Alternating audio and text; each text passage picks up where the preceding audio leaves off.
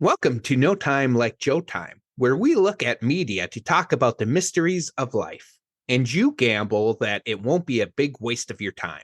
Today, I am excited to have a fellow podcaster, host of Suited Kings Poker, an amazing and caring realtor, a college friend, and an all around cooler guy than me.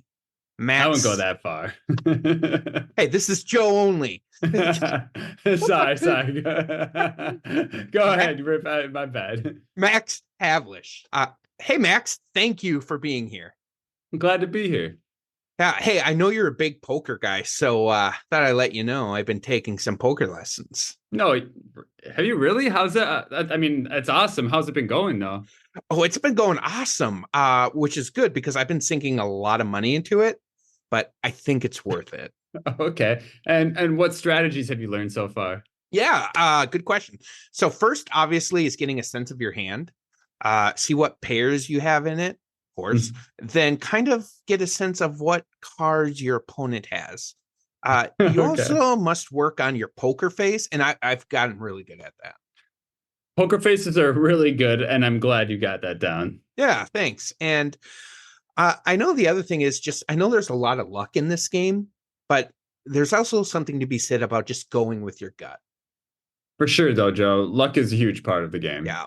Now, for me, I like to throw them off a little bit. So I'll ask them, like, do you have an ace or a two? But only if I don't have those cards. Now, that way, if they don't have that card and they get that card later, they'll assume I have it and they'll ask for it and I won't. So then they will really not be sure what card I'm asking for if I have it or not. But then I go hard after the pairs. Uh, that's not poker. Um, what? No, that is poker. I guess you aren't as good as you thought, Max. Look, Max, my trainer, Weasley McSwindle, has taught me everything I know. He's the best. I know because he charges me a lot of money per session. So trust me. Trust me, it's poker. Don't take it out on me when you've been playing Go Fish all along. Oh my God, Joe. I think you've been had. First off, his last name is McSwindle. Let me ask you this. If someone asks for a card, what do you say? First off, very common last name. Second, whenever if I don't have a card, I say Go Fish. Ah,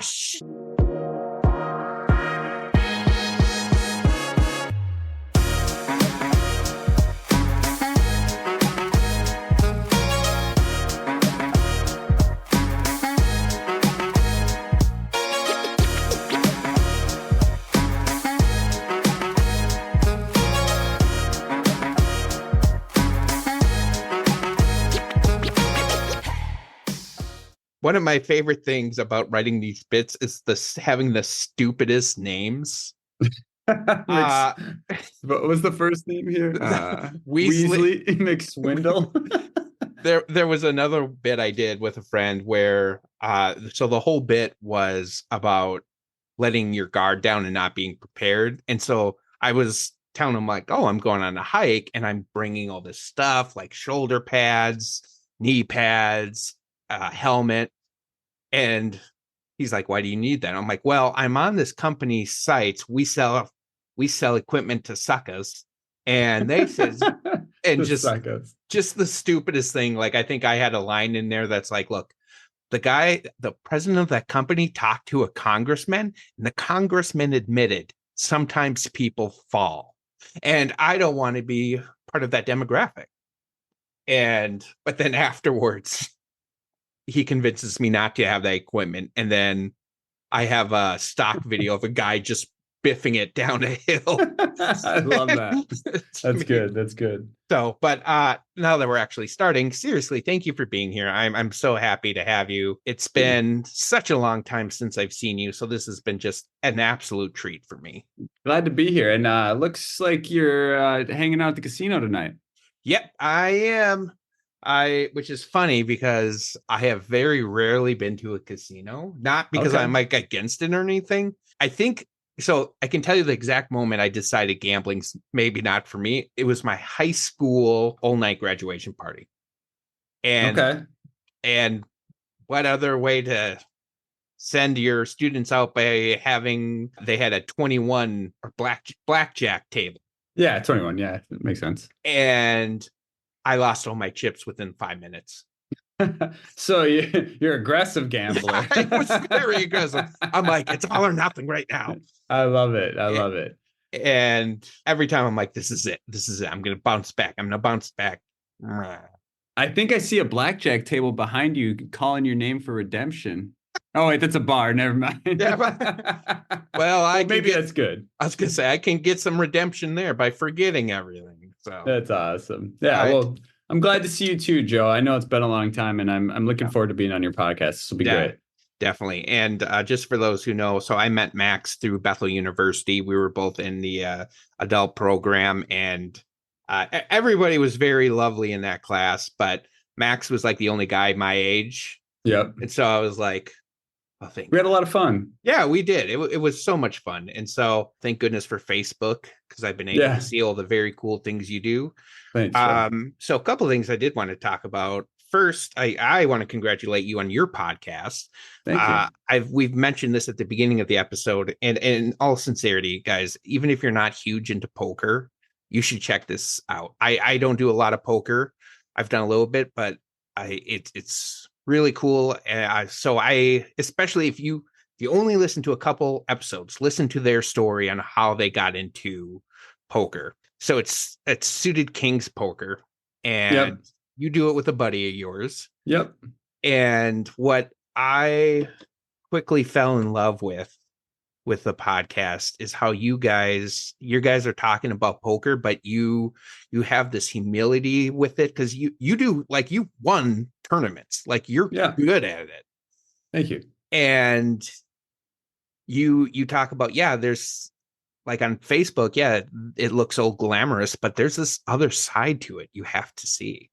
Yeah. And there's a lot of losing involved. Actually, and for those of you that aren't familiar with poker, it's actually you lose a lot more than you win. I mean, the best in the world in tournaments, they cash 15 to 20% of the time. So that's saying you're essentially not even getting into the money portion of a tournament 20% of the time. You know what I mean? Yeah. So but you know, there's a skill to when you do make the money to making all of that back plus more, right? So not to get too deep into that, but there is, you know, you have to be you have to have humility in poker. Otherwise, you're going to drown yourself very quickly. Yeah, definitely. And the other thing I really liked about it is I really loved how you got into it, because your dad was a professional bowler. Yep. And you'd hang out with the arcade, and then and then he'd play poker afterwards. And I think that's so like a wholesome way to get into it.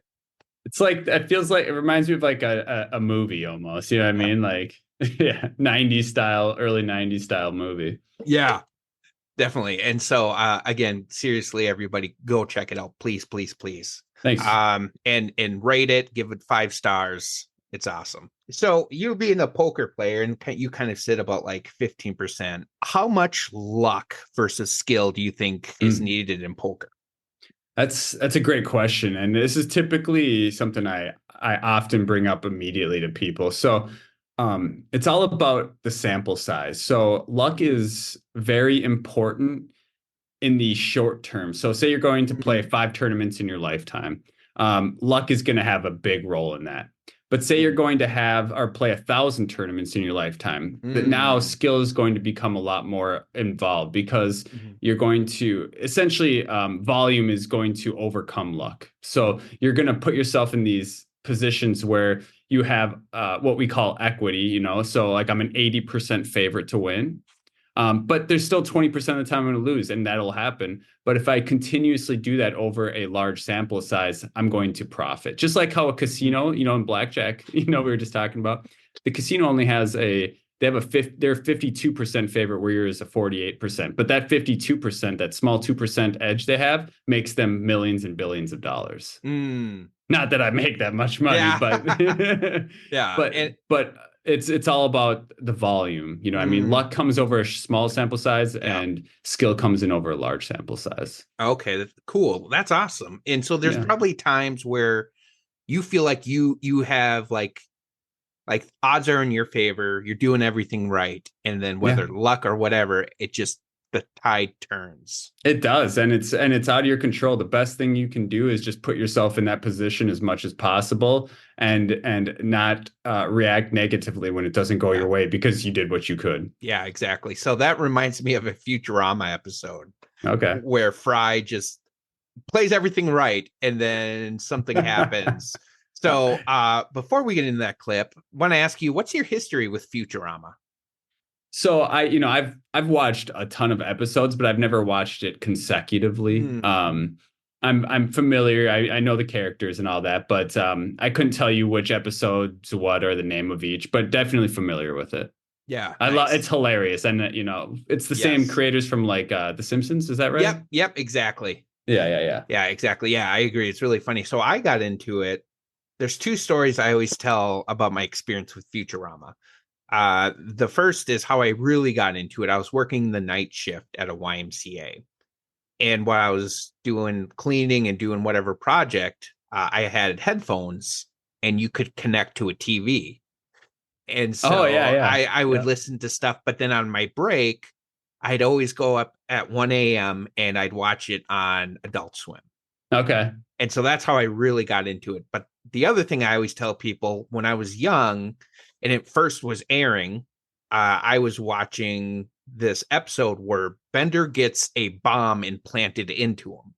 And it will go off once he says his most used word, ass. He's the robot, right? Yeah, yep. Yeah, yeah, yeah. And so they they manage to stop him before he says it, and they try to remove it. So he goes under, and when he comes back, he's like, "Did you get rid of it?" And they're like, "No, we couldn't." He goes, "Oh, that's a pain in the ass." And then he goes, but at the same time, there was a severe weather storm, and I kid you not, the second he went, it cut out to the news, to the severe weather. And so for like a year, I had no idea what happened. So I was like, what happened? And this was before the age of YouTube kids. So don't be like, Okay. why didn't you Okay. look So you had to online? wait for it to air again. Yeah. And so I finally saw it and I was like, oh, basically they switched the words. So I gotcha. yeah. I Well, gotcha. At first, I was thinking that because I wasn't familiar with that episode, I was thinking that that all happened in that episode. But I see the actual weather. There's oh, an yeah, yeah. actual weather. There's an Yes. actual weather alert that Yeah. happened There that cut was, it out. yeah, there was a lit, like in Minnesota, there's a legit, like, Oh, okay. it was wild. So cool. Yeah. Well, we'll watch this clip and then we'll kind of talk what we take from it. That sounds good. Wake up, poker fans! We're down It's a pile of cash. players. Uh-huh. Heads up action for the championship. Your perspective, Teller? I love Penn and Teller. Yeah.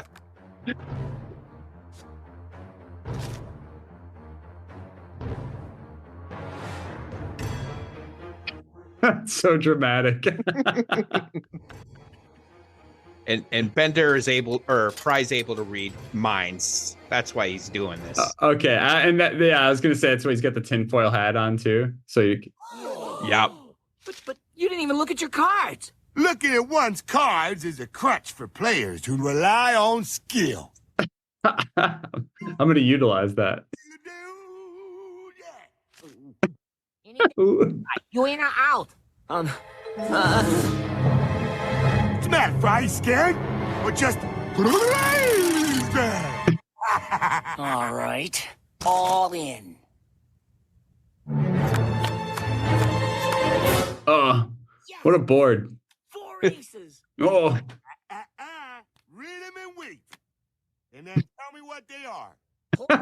that's the best. On the board, that give Bender 5 kings. But how's that? I don't believe it! Bender has just been dealt the king of beers! A coaster from the bar that somehow got mixed into the deck! But it's... 5 kings. That is so good. I love everything about that clip. That is pure comedy in all senses. I love it. That is, Yeah, I mean, what would you do if you saw that come out on the table? Was that three kings and two aces? Yeah, so that's a full house on the board there. It's two aces. Yeah, three kings and two aces is a full house. Mm.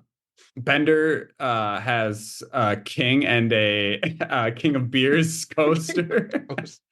So typically what would happen here is there's no such thing as five of a kind. So four aces would beat four kings. But because he's got the king of beers coaster, they count it and it gives him five kings, which isn't a thing.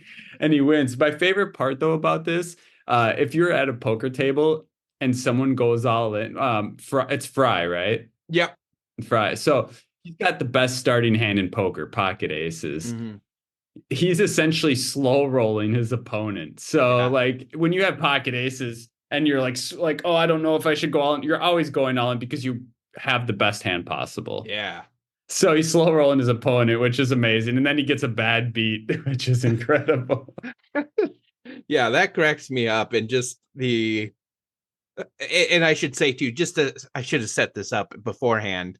So yeah, so Fry, he can read minds due to an accident he had, but I don't remember exactly what it is.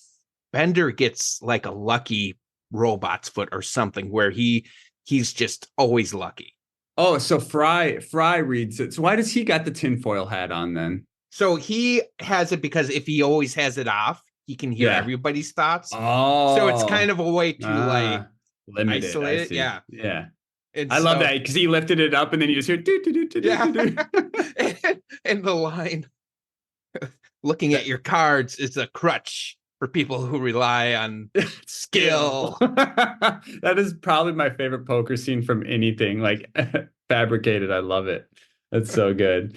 He's got the, and then you know what? Something coincidentally I want to mention is Penn and Teller being like the host of it. Yeah. Well, coincidentally, they have so the World Series of Poker used to be, which is in Vegas, used to be at the Rio Casino, and the Penn and Teller are like the prime act at that casino. Mm. So I don't know if that's coincidence or if that's crazy. So I got a little bit of Bender in me. Just things sometimes luck out. Yeah, that's awesome. I thought that was cool. Yeah.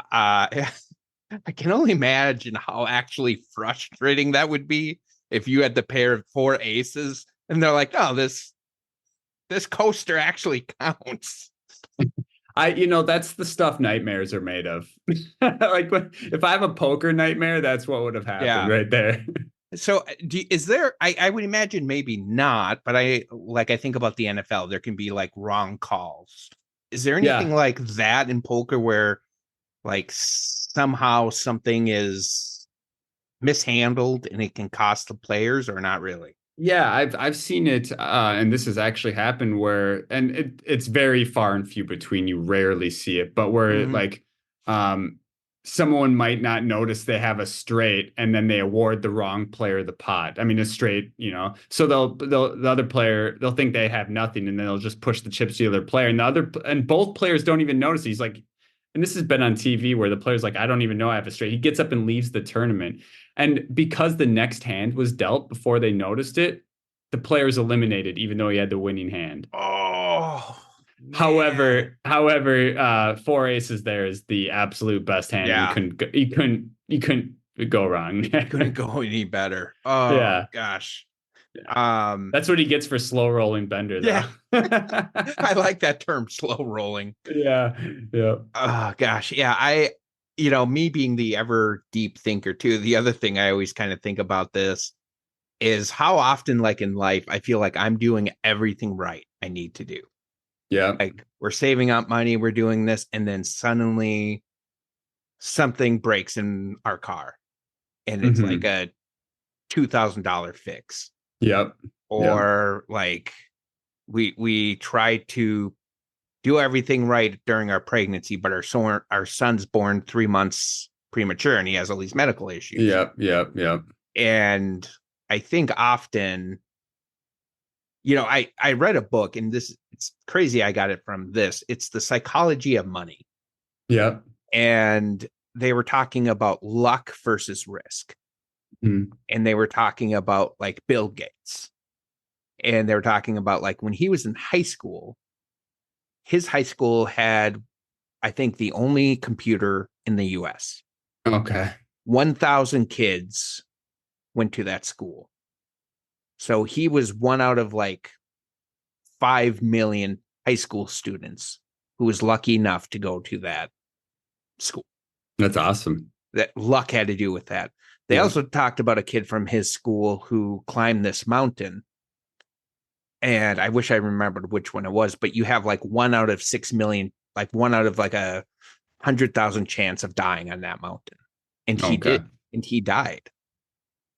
And it's just this risk versus reward. Yep. Yeah. And that's important in poker for sure. Risk versus reward is definitely important. There's a lot of factors you have to take into consideration. And I know I touched on this a little bit ago, but one thing I want to mention to you is, and like regarding, how you're saving up money and working hard, and then all of a sudden you get hit with a car, an expensive car thing.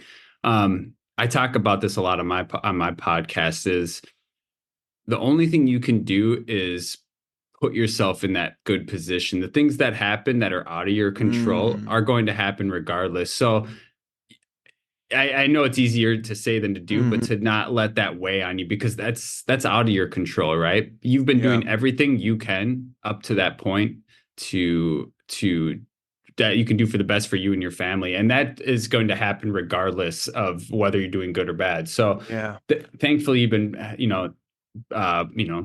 working hard to, hopefully be able to cover that or whatever it might be. I know it's obviously going to put a dent in your bank account, because $2,000 is a lot of money. Right. So. Exactly.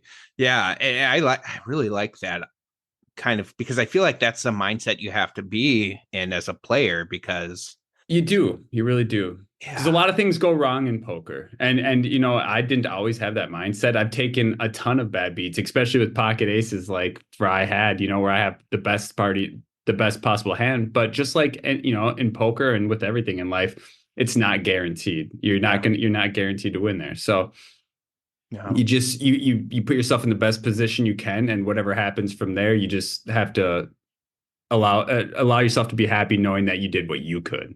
Yeah, that's awesome. I really like that. That's just like a great life lesson.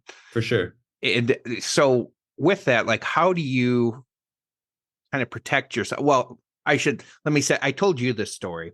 So I played poker a little bit here and there, but then I thought I was going to get in poker when my dad had a birthday, and he's like, I'm going to invite all these guys over, and we're going to do a poker tournament. And I was like, okay. Well, I kept winning. And like, I don't do a lot of poker, but I kept winning. Beginner's luck? Yeah, beginner's luck. I was just like, oh, I won this. Oh, I won this. Like, I think I'm a decent actor, so I was able to kind of sometimes play it out. Like, I like that. Yeah. Like, kind of be like, okay. We call that Hollywood in the poker world. And I was definitely Hollywooding. And so sometimes that came into my favor, but there's usually a couple people there that I could kind of work with. But then I ended up being top 2, and I had no idea how to play against one other guy. Like, that just felt like a different game. Yeah. And I lost, and I didn't know what I was doing. I was like, oh, I'll go in. He won't go all in. He's like, all in. I'm like, crap. Yeah. And you don't got exactly. Strong hand. Yeah, and so then I was like, this is awesome. Second place? Are you kidding me? Maybe I'm good at this. Yeah. So my dad's birthday is December 9th. My birthday's December 11th. Okay. So I was like, awesome. I'm like, next weekend, we're going to do the same thing at my house. And I was the first player eliminated. and I was pretty much like, all right, guys, we're done. Let's play Xbox. That's the name of the game, poker, man. I mean, you can be the best in the world and go out first. Like I said, the luck comes in one tournament. There's a lot of luck. The skill comes in over volume. Yeah. So have there been any strategies, or is it just experience? Like, what keeps you coming back to the table? I have a deep enjoyment for the game. I enjoy the adrenaline I get from playing. I enjoy the camaraderie from playing with the same players and creating friendships. I enjoy Hey, it's funny. I'll kind of preface this. I'm not much of a gambler in terms of like casino gambling. Like Yeah. I don't go play slots. I don't go play Yeah. blackjack. I love poker, so that's why I play that. Mhm. But yeah, I just enjoy all the aspects about it. When Chris Moneymaker won the World Series of Poker main event in 2003, it created kind of a poker boom. And I got the itch way back then. I mean, that was 20 Yeah. years ago now, 21 years ago. Oh my gosh, it is. Yeah, right. And that's just like, yeah, it's something that always interested me. So I just kept pursuing it. And when you stick with something for so long and are passionate about it, you end up getting good at it. Yeah. I like that. It reminds me of like before I started a podcast, I was doing all this research, and something I kept hearing is people were saying you have to know your why. Yeah. Why are you doing this? Because if you're going in thinking you're going to be the next Joe Rogan, yeah, that's not going to happen. Yeah. Like if your why is because it makes me happy, that's good enough. Yeah. Yeah, exactly. So, yeah. And so that kind of reminds me of another Futurama clip where a character's in it just for the fun. So I'll set this clip up. So this episode, this clip revolves around Zoidberg, who's a giant lobster, and I love Zoidberg. Yeah, is he a doctor? Yeah, he's the doctor, and he has the classic woo woo woo get away. Yeah. And I've taught my kids how to do that. I love that. And so they'll have times where, like, we were at conferences today, and when we were leaving my youngest son's teacher, he Zoidberged away. He was just like, woo, woo, woo. And I was like, dude, how awesome is that, though? That would just make me laugh. I'd be like, yes, that's awesome. I kind of did that, like, kids, am I right? And I was like, chip off the old block. Yeah, I love it. Like father, like son. Yeah, exactly. And so what happens is Mafia steals $1 million, and they're getting chased by the police, so they have to dump it out. And Zoidberg is living in his trash bin, and he's like, God, if you could just do anything. And then just as he's praying that, the mafia the robot mafia throws the bag, and it lands into the trash bin. And he's like, okay, I get it. I'll shut up, God. And so now he has $1 million that he thinks is from God. So he goes to the casino, and this is what happens when he goes. Awesome. 8 $1 million chips, please. I think that's about 8. Everything on 34. Zoidberg, what are you doing? I don't know. I've never played craps, by the way. Me or roulette, neither. I mean. Roulette, clearly. 34 red, win $288 million. Let it ride. Okay, that's degenerate.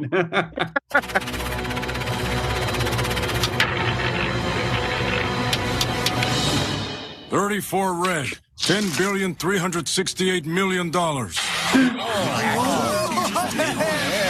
Vodka with a sardine in it, please. In fact, vodka with a sardine all around. And let it ride. And let it ride. Better spend $1 million for a decent apartment. No, I'm having fun in a sardini.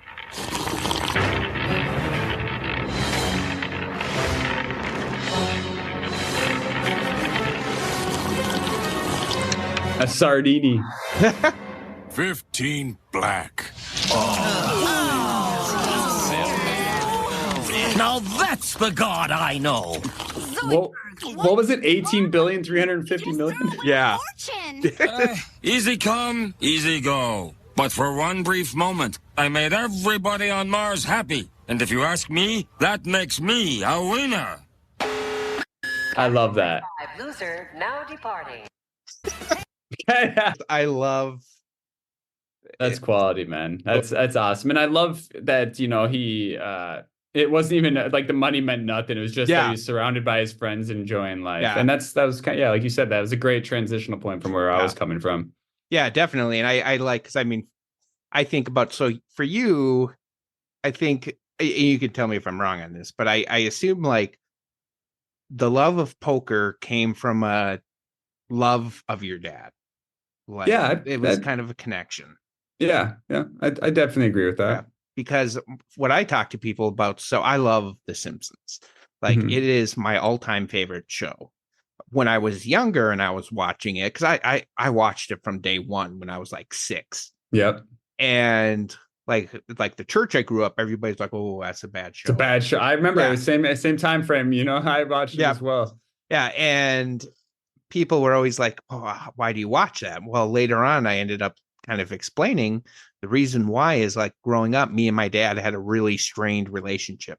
But when we watched The Simpsons together, we bonded. I love that. And Sunday nights. Yes, yeah, exactly. And then like when it started to come on like every day, like that was a moment me and my dad were like we sat next to each other, we laughed, we'd quote lines together. It like when I watch Simpsons to this day, I just have such warm thoughts about my dad. I love that, man. There's nothing greater than like good feeling nostalgia. You know what I mean? Yeah, definitely. And so like I kind of to what you were kind of saying, like you got to just love what you're doing because I And mean that's a good enough reason. yeah, exactly. Because you can go start winning table after table after table and then lose. And I love how he didn't even react. He was just like, okay. Yeah. It didn't even care. And one Yeah. thing I kind of want to bring up about that in kind of regards to poker is that like I think it's important and this kind of happens with all relationships with whatever it is, like with poker or maybe even with a significant other, whatever it is, like Mhm. it's easy for you to go through swings, right? So for example, for poker, I was so passionate, I was hungry, I was very goal driven. Mhm. And then I ended up reaching a goal that I really wanted, and Mhm. my passion, my hunger died down. Mhm. And I kept chasing it, kept chasing. That was when I was going on my downswing, which you heard about on my Yeah. podcast. But I still love the game. And after it took a couple of years, but I found that love for it, and now it's I mean, and just don't stop. Yeah. Yeah. I really like that. And I think, one of my favorite things of doing this is I love seeing things through different people's eyes. And talking to you, seeing your love for poker, it gives me a new respect for it I appreciate that. because it's like, oh, like I get why what you see in it. I get like because without that context, I'm like, it's just you're hoping for the best, putting cards down, and I don't get it. But then it's like, oh, I do get it now. I see it. It's yeah, It's I think hard to that's see deeper. It's yeah. easy to see the surface level of a game like poker, but Mm, there's a lot more deeper to it that takes a lot of time and effort to dig to. yeah, absolutely. And one thing I meant to ask right away, I is kind of getting a little off topic, but what do you think has been the craziest gamble that either you did or you saw another player do in poker where they were like, you had a 2 and a 4 and you went all in? Which is there anything like that you remember that just stood out to you? So here's the truth. Like when you sit at a poker table, there's usually 9 or 10 people at one at a casino. Mm, And it ranges from really at almost every poker table you sit at, you'll have the worst of the worst players and the best of the best players. So I yeah. see it all the time. I see people going all in with the worst cards. And sometimes they get lucky and win. I don't judge them for that because most of the time those players are just there to have fun and entertainment. They haven't taken the game as seriously as I do. And that's another beautiful thing about poker. Like it's okay to just go sit down one time and just enjoy the experience. Mm, And to further to your points, I expect a lot of those really crazy dumb plays when you haven't put a ton yeah. of effort into learning equities and ranges and things, the Mhm. poker's terminology stuff. Yeah. Yeah, totally. I yeah, I'm sure I think a lot of people were annoyed with me when I was winning because they're like, you just got lucky. And I'm like, yeah, I guess so. Yeah, but it's better. There's a saying: it's better to be lucky than good. The Yeah. best still is to be lucky and good. Yeah. I have a friend acquaintance that I met through poker. We call him Sammy Whammy because he whammy. We say he whammies everyone. His favorite thing to do is to play. So the worst hand in poker to start off, like your 2 hole cards, is is 2 7 offsuit. So it means you have a 2 and a 7 and they're not suited, right? Oh, sure. And the reason why it's the worst is because it's the lowest 2 cards you can have that you can't make a straight with both cards. Oh, sure. So essentially it's the worst kind of starting hand. And he loves to make big raises with that hand and then show it to people after he bluffs them with it. Like that's his MO or whatever you want to say. Oh, that's awesome. Yeah. I definitely feel vibe with Zoidberg on this, with like, for one moment, like I was making everyone happy on Mars. That's awesome. Because like that's something, as I've gotten older, like it's kind of been what my strive has been, is just like, I love it when I can make somebody else laugh, somebody else smile, just make somebody's day a little brighter. What was it that he was making everyone happy? Was it just that he was winning and everybody was enjoying the moment? Yeah, I think that, and he ordered, what did he call it? Oh man, that's Sartini. Sartini. He ordered that for everybody. I love that. That's awesome. And you could just see it in his face too. He wasn't even caring, but he's like, let it ride. Let it ride. Let it ride. Just keeps going. Yeah. So I appreciated that. And like this podcast is, especially when I feel that way, where this is my, I think, 9th episode I'll be recording. Okay. And every time I've done it, I've just felt so happy afterwards. It's just been like, I laugh a lot with the person and think a lot with the person. And it's the same thing this time, where I'm just like, it's like everything's faded away. I love that. That means it is a happy place for you. Yeah, that's kind of like me in snowboarding. That's why I go snowboarding. Nice. It brings me into this state of mind where I'm just all my problems go away, and I'm happy and in the moment. Yeah, definitely. And it's brought me, like, it's forced me to connect with people I haven't connected with for a long time, because I don't know exactly. I don't know if I'd have the courage to be like, hey, Max, you want to do something? Like, I don't think I'd have the courage. But with this platform, I have a reason to be like, hey, man, you want to do this with me? And like, it gives me that confidence. I'm glad to hear that, man. I think you're really good at it too. I love listeners. You have that personality that is fitting for something like this. And I think, thank you. And I can see you're passionate about it. I mean, you clearly this is your second podcast. You have 2 different podcasts going. So yeah, I just think it's beautiful, man. Yeah. Well, thank you. I really, really appreciate that. So it's definitely been fun. Before we start heading into the wrap up, anything else you want to add? Anything else you want to cover? No, I'm very happy that you showed me the poker clip. Was definitely super hilarious. I have a Discord community that I created with Suitor Kings, and I'm going to be sharing that clip with them as well. There's it was a little too short. There was another clip I almost showed. It was of poker. It's where Bender is beat by 2 players, but then part of the structure breaks and falls on them and kills them both. So they're out of the tournament. So they do get disqualified, and he gets to keep playing. Yeah, he gets to keep playing. And like, he doesn't even react. They're like, must be that robot foot. Yeah, because it's like a giant card falls on one.